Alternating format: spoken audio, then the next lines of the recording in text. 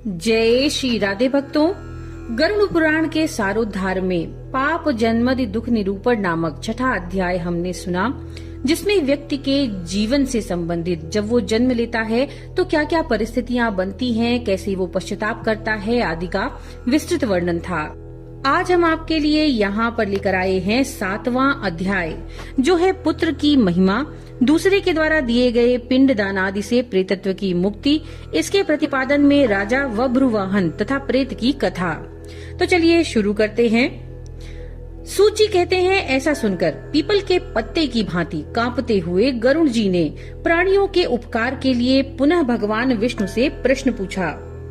गरुड़ जी ने पूछा, हे स्वामिन, किस उपाय से मनुष्य प्रमादवश अथवा जानकर पाप कर्मों को करके भी यम की यातना ना प्राप्त हो, उसे कहिए।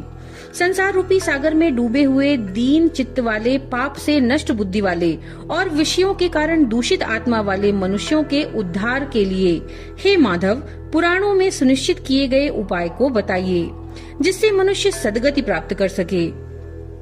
श्री भगवान बोले, हे ताक्ष, मनुष्यों के हित की कामना से तुमने बहुत अच्छी बात पूछी है।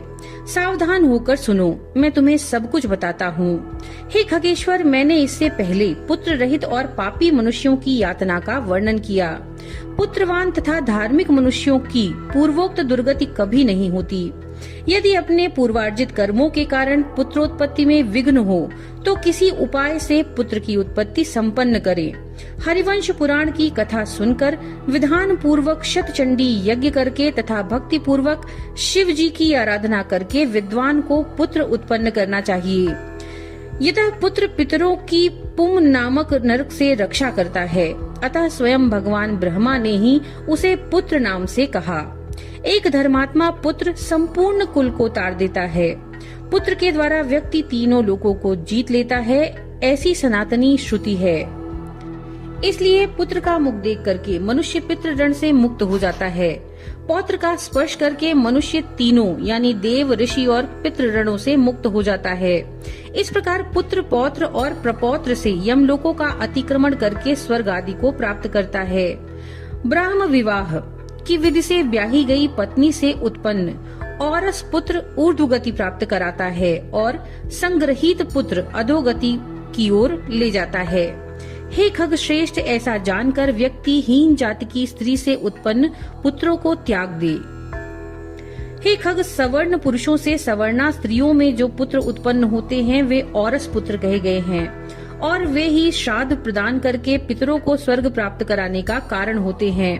और इस पुत्र के द्वारा किए गए श्राद्ध को पिता को स्वर्ग प्राप्त होता है। इस विषय में क्या कहना? दूसरे के द्वारा दिए गए श्राद्ध से भी प्रेत स्वर्ग को चले जाते हैं, इस विषय में सुनो। यहाँ मैं एक प्राचीन इतिहास कहूँगा जो और्ध्वदैहिक दान के श्रेष्ठ महात्म्य को सूचित करता है। हे ताक्ष, पूर्व काल में त्रेता युग में महोदय नाम के रमणीय नगर में महाबलशाली और धर्मपरायण वभ्रुवाहन नामक एक राजा था। वह यज्ञानुष्ठान परायण, दानियों में श्रेष्ठ, लक्ष्मी से संपन्न, ब्राह्मण भक्त तथा साधु पुरुषों के प्रति अनुराग रखने वाला, शील तथा आचार आदि गुणों से युक्त, स्वजनों के प्रति अपनत्व और इतर जनों के प्रति दया के भाव से संपन्न था। छात्र धर्म परायण वह राजा वभ्रुवाहन औरस पुत्र की भांति धर्म पूर्वक अपनी प्रजा का पालन करता था और दंड देने योग्य अपराधियों को दंड भी देता था। वह महाबाहु किसी समय सेना के साथ मृगया के लिए नाना वृक्षों से युक्त एक घनघोर वन में प्रविष्ट हुआ। वह वन नाना मृगगणों से व्याप्त था और अनेक पक्षियों से निनादित था। उस समय राजा ने वन के मध्य में दूर से एक मृग को देखा। राजा के द्वारा सुदृढ़ बाण से बिद्ध वह मृग बाण सहित जंगल में अदृश्य हो गया। रुधिर से गीली हुई घास पर अंकित चिन्ह से राजा ने उसका पीछा किया। तब मृग के प्रसंग से वह राजा दूसरे वन में जा पहुंचा। भूख प्यास से सूखे हुए कंठ वाला तथा परिश्रम के संताप से पीड़ित उस राजा ने एक जलाशय के समीप पहुंचकर घोड़े के साथ उसमें स्नान किया तथा कमल की गंधादि से सुगंधित शीतल जल का पान किया। इसके बाद उस जलाशय से बाहर निकलकर श्रम रहित राजा वभ्रुवाहन ने वृक्ष रूपी विशाल शाखाओं के कारण फैले हुए मनोहर और शीतल छाया वाले तथा पक्षी समूहों से कूजित एक बट वृक्ष को देखा। वह वृक्ष संपूर्ण वन की महती पताका की भांति स्थित था। उसकी जड़ के पास जाकर राजा बैठ गया। उसके बाद राजा ने भूख और प्यास से व्याकुल इंद्रियों वाले, ऊपर की ओर उठे हुए बालों वाले, अत्यंत मलिन, कुबड़े और मांस रहित एक भयानक प्रेत को देखा। उस विकृत आकृति वाले भयावह प्रेत को देखकर बब्रुवाहन विस्मित हो गए। प्रेत भी घने जंगल में आए हुए राजा को देखकर चकित हो गया और समुत्सुक मन वाला होकर वह प्रेतराज उसके पास आया। हे ताक्षित, तब उस प्रेतराज ने राजा से कहा, हे महाबाहो, आपके संबंध से मैंने प्रेत भाव का त्याग कर दिया, अर्थात मेरा प्रेत भाव छूट गया और मैं परम शांति को प्राप्त हो गया हूँ तथा धन्यतर हो गया हूँ। राजा ने कहा, हे कृष्ण वर्ण वाले तथा भयानक रूप वाले प्रेत, किस कर्म के प्रभाव से देखने में डरावने लगने वाले और बहुत ही अमंगलकारी इस प्रेतत्व स्वरूप को तुमने कैसे प्राप्त किया? हे तात, अपने प्रेतत्व की प्राप्ति का सारा कारण बताओ। आप कौन हैं और किस दान से आपका प्रेतत्व नष्ट होगा? प्रेत ने कहा, हे श्रेष्ठ राजन, मैं आरंभ से आपको सब कुछ बताता हूँ। प्रेतत्व का कारण सुनकर के आप कृपया उसे दूर करने की दया कीजिए। वैदिश नाम का एक नगर था जो सभी प्रकार की संपत्तियों से समृद्ध, नाना जनपदों से व्याप्त, अनेक प्रकार के रत्नों से परिपूर्ण था। धनिकों के भवनों तथा देव एवं राज प्रसादों से सुशोभित था और अनेक प्रकार के धर्मानुष्ठानों से युक्त था। हे तात, मैं वहाँ रहता हुआ निरंतर देव पूजन करता था। आपको विदित होना चाहिए कि मैं वैश्य जाति में उत्पन्न हुआ और मेरा नाम सुदेव था। मैंने हव्य प्रदान करके देवताओं का तथा कव्य प्रदान करके पितरों का तर्पण किया। अनेक प्रकार के दानों से मैंने ब्राह्मणों को संतुष्ट किया था और अनेक बार दीन, अंधे और कृपण मनुष्यों को अन्न दिया। लेकिन हे राजन, मेरा सारा सत्कर्म मेरे दुर्देव से निष्फल हो गया। जिस कारण मेरा सुकृत निष्फल हुआ वो मैं आपको बताता हूँ। मुझे कोई संतान नहीं थी, मेरा कोई सुहृद नहीं था, कोई बांधव नहीं और ना ही कोई ऐसा मित्र जो मेरी और्ध्वदेहिक क्रिया करता। हे महाराज, मृत्यु के अनंतर जिस व्यक्ति के उद्देश्य से षोडश मासिक श्राद्ध नहीं दिए जाते, सैकड़ों श्राद्ध करने पर भी उसका प्रेतत्व सुस्थिर ही रहता है, अर्थात दूर नहीं होता। हे महाराज, आप मेरा और्ध्वदेही कृत्य करके मेरा उद्धार कीजिए, क्योंकि इस लोक में राजा सभी वर्णों का बंधु कहा गया है। इसलिए हे राजेंद्र, आप मेरा उद्धार कीजिए।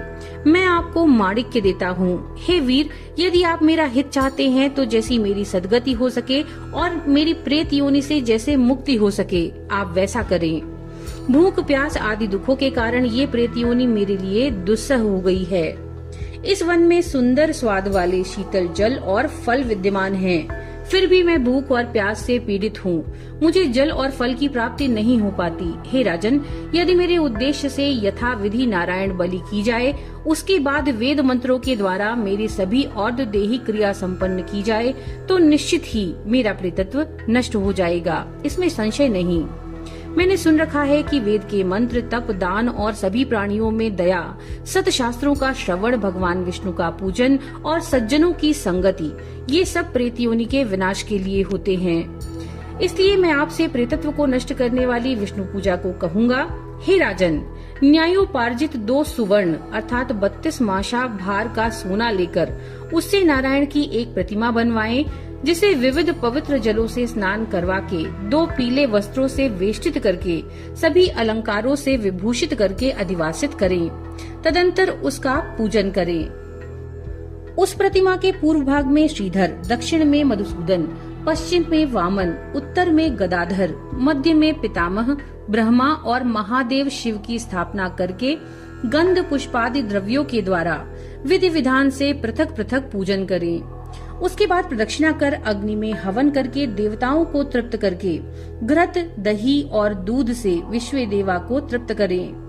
तदंतर समाहित चित्त वाला यजमान स्नान करके नारायण के आगे विनीतात्मा होकर विधि पूर्वक मन में संकल्पित और्ध्वदेहिक क्रिया का आरंभ करें। उसके बाद क्रोध और लोभ से रहित होकर शास्त्र विधि से सभी श्राद्धों को करें तथा वृषोत्सर्ग करें।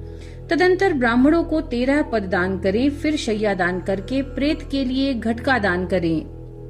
राजा ने कहा, हे प्रेत, किस विधान से प्रेत घट का निर्माण करना चाहिए और किस विधान से उसका दान करना चाहिए, सभी प्राणियों के ऊपर अनुकंपा करने हेतु प्रेतों को मुक्ति दिलाने वाले प्रेत घट दान के विषय में बताइए। प्रेत ने कहा, हे महाराज, आपने ठीक पूछा है। जिस सुदृढ़ दान से प्रेतत्व नहीं होता है, मैं उसे कहता हूँ, आप ध्यान से सुने। प्रेत घट का दान सभी प्रकार के अमंगलों का विनाश करने वाला, सभी लोकों में दुर्लभ और दुर्गति को नष्ट करने वाला, ब्रह्मा, शिव तथा विष्णु सहित लोकपालों से युक्त तपाए हुए सोने का एक घट बनाकर उसे दूध, घी आदि से पूरा भरकर भक्ति पूर्वक प्रणाम करके ब्राह्मणों को दान करें। इसके अतिरिक्त तुम्हें अन्य सैकड़ों दानों को देने की क्या आवश्यकता?